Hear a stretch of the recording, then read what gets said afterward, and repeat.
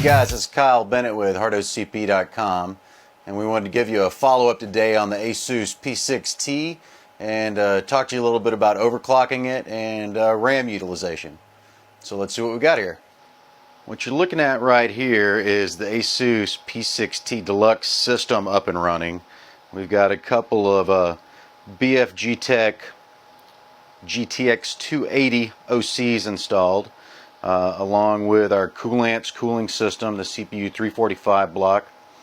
Also on this board we have Corsair TRX3 X6G 1600 C8D memory modules, as well as a Thermaltake 1200 watt tough power power supply.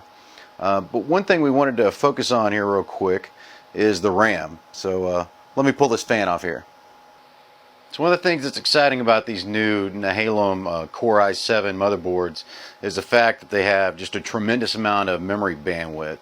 And on top of having a tremendous amount of memory bandwidth shored up by the triple channel DDR3, what they also have is some pretty nice ability, from what we have found, to run some fairly large amounts of memory fairly easily.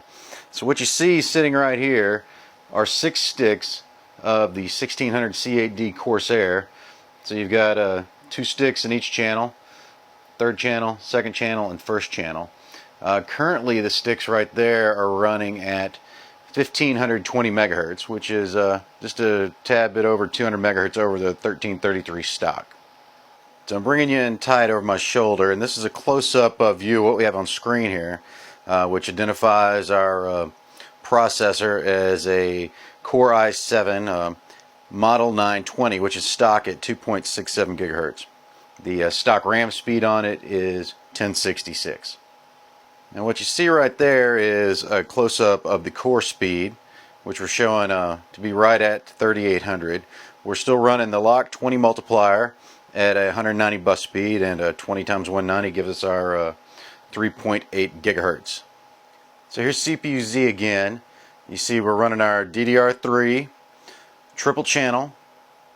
The DRAM frequency is noted at 760, which DRAM times 2 on this particular board gives us our 1520. We're running 88824 clocks. So here's a close-up shot of our RAM utilization. In the last couple of seconds it's dropped to 11.8 gigabytes, but obviously you can see that it's fully using the system memory that's on board. Here is as well a close-up shot of one of the instances of Orthos that shows our CPU speed again at 3.8 gigahertz and shows it operational for 28 hours now.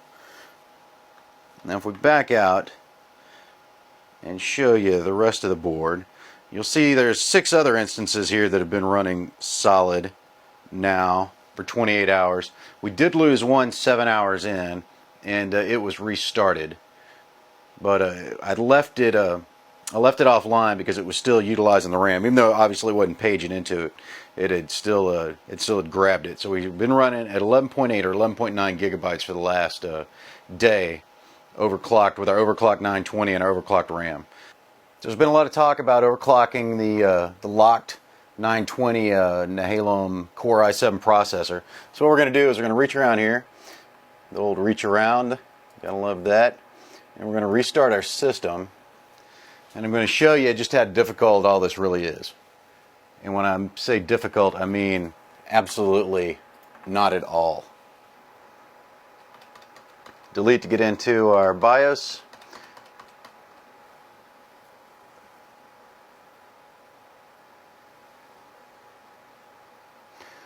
Let's go over here to AI Tweaker. You'll see that we've set the clock tuning. Let me bring you in here a little bit. You see that we've set our AI overclock tuner to manual. Our CPU ratio is still set to auto because we're not doing anything with that. We've disabled speed step, and we disable speed step and pretty much all that other the new turbo mode and the speed step. We turn all that off. It adds too many too many variables to the mix for my liking. You see the B clock here listed, the B clock frequency. This is 133 stock. This is basically what the entire system is runs off multipliers of the B clock. So if we come down here to the DRAM frequency, you'll see we've got two settings. The max on this, because our max setting starts out with being 1066 on the 920 processor. You can't force it to 1600 like you can on the 965EE or the 940. So 1520 is our choice. So we have brought our CPU voltage up to 135. Let me widen you out a little bit so you can see the rest of the screen here. And we're going to come down. We've set our DRAM bus voltage to 1.66. It shows up in red and it says, according to Intel CPU spec, DIMMs with voltage setting over 1.65 may damage CPU permanently. And so if you can go back in here, if you want to set to 1.65, it still sets to 1.66, which I think is kind of interesting. If you set it to 1.64, it'll take it.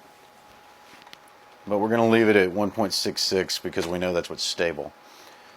You go through here, the rest of these settings, and you see that we've left everything else to auto. So everybody was talking about how difficult or how hard it is going to be to overclock this. That is literally all we have changed in the BIOS to take this Intel 920 processor on the ASUS 6T up to 3.8 gigahertz, and it has been solid as a rock at 1.35 vCore. So let's go in here, save our system configuration, reboot. And actually we haven't changed anything, but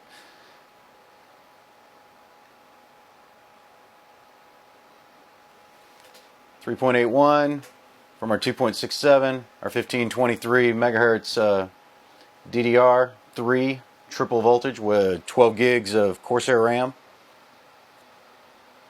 And you see we're back to our desktop.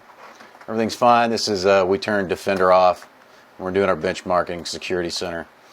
And come back over here, look at our properties window.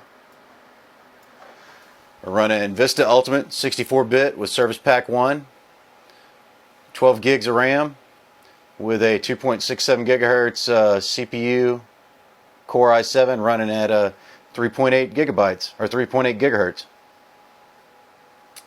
A lot there to like. That's how difficult it is, and I'm really excited about being able to easily put this much RAM on a motherboard and be able to utilize a tremendous amount of bandwidth. In the past, I would not have guessed we could have put 12 gigs on a board and overclocked it to the point we have here. It just wouldn't have been possible. So the integrated memory controller on the Core i7 CPU is much more graceful than anything we've seen in any of the chipsets before it that have been discrete.